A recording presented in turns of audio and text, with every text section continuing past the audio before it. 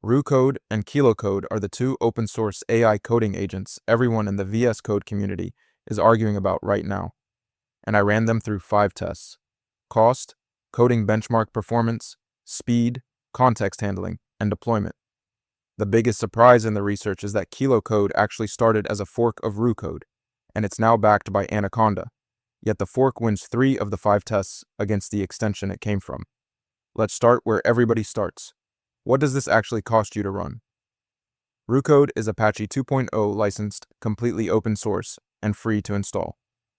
You bring your own API key, and there's zero markup on the tokens you send through it. Kilo Code is also free and open source at the extension level, and it's also bring your own key with no markup on model usage. Both companies are transparent that your real cost is whatever your model provider charges you, not a fee layered on top by the tool itself. Where it gets interesting is the optional paid layer each one offers. Roo Code has an optional hosted cloud tier aimed at teams, but it's not required to use the product at all. Kilo Code has something called Kilo Pass, hosted credits that start at $19 a month. Here's the thing that headline free pricing conveniently leaves out. If you want the convenience of Kilo managing model access for you instead of wiring in your own key, that convenience starts at $19 a month. Neither optional tier is required for daily use, so I'm calling cost a genuine tie between the two. On the surface, that's a dead heat, and it genuinely is a tie on the core extension price. But if you've seen Kilo marketed purely as a free tool, know that the useful hosted option isn't actually free. It's $19 a month in, and that's worth remembering before you commit a team to it. I'm Brian, and I dig through pricing pages, benchmark reports, and community threads so you don't have to piece this together yourself. Everything here comes from documented sources on both products, not marketing copy. This is where the two products stop looking identical. Kilo Code publishes its own benchmark called Kilo Bench, run on Terminal Bench 2.0, and it puts actual numbers behind its coding performance. Their top-performing model configuration, GPT 5.6 Sol, hits 76.2% task completion at a cost of $87.41 per attempt. That's a real documented figure you can go look at right now on their site.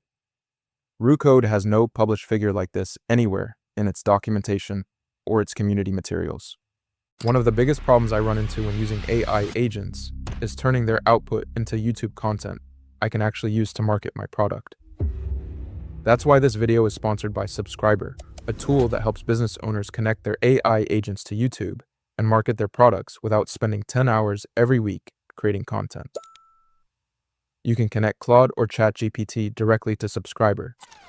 It then analyzes your business, website, and YouTube channel to help you create SEO-optimized video ideas, scripts, thumbnails, and even complete videos that actually match your brand. What I like most is that every week, Subscriber gives me a list of high-potential video ideas I can immediately execute, and it can even help edit videos for me, with or without my face, including videos like the one you're watching right now. It's easy to get started, and you can try Subscriber for free using the link in the description below. Now back to the video. That doesn't automatically mean Roo Code performs worse in practice. It means Roo hasn't put its own number on the table the way Kilo has. And I want to be fair here. Kilo's number is vendor published, which means Kilo ran this test on itself and reported the result. Nobody's independently verified that 76.2% completion rate yet, so treat it as directional evidence, not gospel. Still, a directional number beats a complete blank. Kilo Code takes this test simply because it's the only one of the two willing to show its work. That's the one time I'll say it plainly in this video. No published figure exists for Roo Code on this test.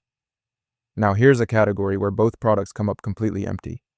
I went looking for tokens per second numbers, latency figures, anything documenting how fast either extension actually responds, and the fact sheets on both sides are blank. Neither Roo Code nor Kilo Code has a sourced speed benchmark anywhere in their docs, their GitHub repos, or their community write-ups. That actually makes sense once you think about how these tools work. Both are BYO extensions sitting on top of whatever model you plug in. The extension itself isn't the bottleneck, your chosen model provider is. If you connect Roo Code to a slow model, it'll feel slow. Connect Kilo Code to the same model. Same result. Because there's genuinely no data on either side, I'm not awarding a winner here. This is a true zero signal round, and pretending otherwise would mean making up a number neither company has published. Stick with me, because the last 4 tests are where this decision actually flips. This is where the engineering philosophy of each tool actually shows itself. Roo Code handles long conversations by auto-truncating older messages. Once you approach the context ceiling, it drops what came before to make room for what's happening now. That's simple and it works, but it means older instructions and earlier context can quietly disappear from the model's view. Code takes a more layered approach. It uses something called compaction, which produces an anchored summary of the conversation as you approach the token limit instead of just chopping it off. On top of that, it runs a separate prune pass that clears out tool outputs sitting outside a 40,000 token recency window. For long agentic sessions, that combination is the more sophisticated system, and it's the reason this round goes to Code. But Roo Code isn't empty-handed here. It's SUP. That's 2 mechanisms working together, a smart summary plus a targeted cleanup, versus Roo's single truncation step. Next up is deployment and modality, the test that quietly decides whether the rest of this comparison even matters. On deployment and modality, Code pulled clearly ahead once the workload got real. There is a real caveat on deployment and modality worth naming before we score it. So Code takes deployment and modality, and the scoreboard shifts its way.